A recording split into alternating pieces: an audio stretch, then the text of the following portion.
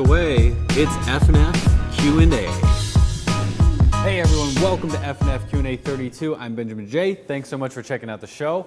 I'm very excited because I just went and saw Star Wars yesterday, and that's what made us have our little opening bumper like that.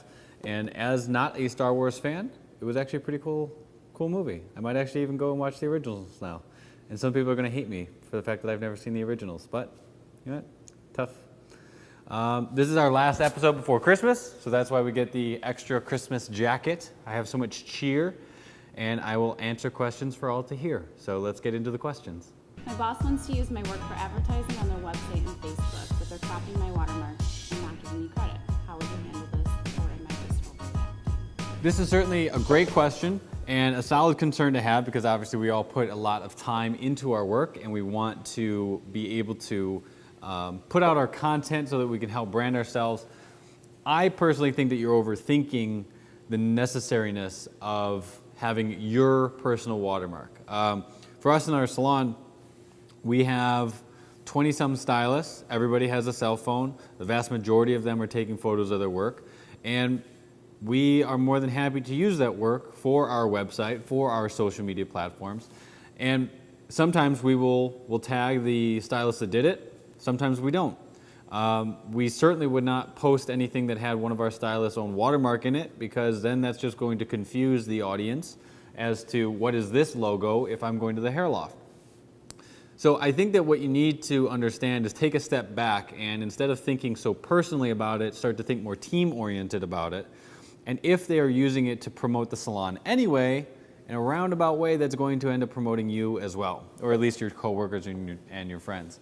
Now, you said your boss's website, so if this is her personal website, maybe then I'd be a little questioning as to why she wanted to use it. But if it is to promote the salon and promote the team and get people to come in and see everybody, I'd say take it as a compliment that they want to use your work because they think it's that great. What are some suggestions for client feedback questions? Customer feedback and getting like a survey back from your clients, I think, can be a great way for us to make sure that we are delivering a great experience to our guests. It definitely relates into one of our P-list videos, which is product. I don't know if it's up yet, but it's coming soon. But us understanding, are we delivering a great product to our guests? And the product is essentially the entire salon experience. So my advice, first off, is making sure that you're keeping the survey small, because if people are going to end up having to take a lot of time in order to answer it, they're not going to want to do it. I think that most customer feedback surveys, I personally don't fill them out very often. So you're already kind of working uphill in terms of a battle, trying to get people to help with that kind of stuff. But I would break it down into, did they like their overall experience? Did they like their technical skills? And what did they think of the facility? I think that if you could break it down into those three sections, if you had 10 questions, that gives you 3 to 4 questions on each topic, something along those lines, that would be a great way to be able to move through asking the questions. In terms of what are the right questions to ask, I don't know that I'm going to be able to give you what are the right questions, because I don't know exactly what areas or what you're trying to figure out. What was their favorite part of the experience? What was their least favorite part of the experience? I think doing things that are multiple choice or a ranked scale is also helpful, so people don't have to think about it as much. And if you're sending it out to people that were only there for one time, I think that I would encourage you to not send it out to people that, it's been 8 or 9 months since their last visit, because they may have already kind of forgotten what their highs and lows of the visit were. So, and if you're trying to do this online, I would highly recommend surveymonkey.com. That's the one that we use for our form and function workshops.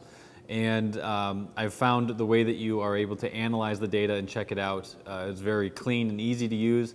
And it's also, you get a lot for the free tier.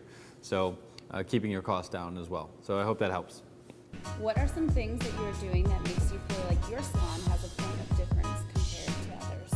The most obvious point of difference is this amazing suit. Then this is our dress code for all the holidays. No, I'm just kidding. For me personally, the thing that I try and do the most is not run it like a typical salon. We try to break the mold of what is the norm as much as possible. From having systems from how we answer the phone, to how we do a shampoo, to the cutting system and the education that we have.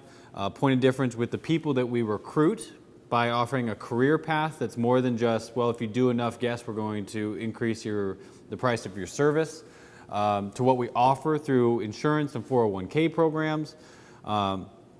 There's just every step of the way, I see what the average is, and then I try and break that average. And I think that when you focus on your team, and from an owner's perspective, when you focus on your team and you try and build them either personally or professionally, that they feel it and that then they relate it to the guests. Now, whether it's I feel great, I'm going to make my guests feel great, and they see the one-to-one like that, or if it's just creating a happy place where people love to work, and just through a better environment, they are then relating to their guests a better place for them to come and get serviced. Either way, it works. And so I have found that when I speak with other owners and stylists and everything, that the biggest point of difference is that we put the team first so that everybody succeeds. And when that's the motivation and we stick by our vision statement of enhance people's lives, that ultimately everything works out and we're able to create something that is unique and has lasted 35 years and will hopefully last another 35 years if we keep it up. So guys, this was F&F Q&A 32. I thank you guys so much. I do have a question for you though. Rolling into 2016, what do you want to get out of your business this next year? I'd love for you to answer that question in the comments below.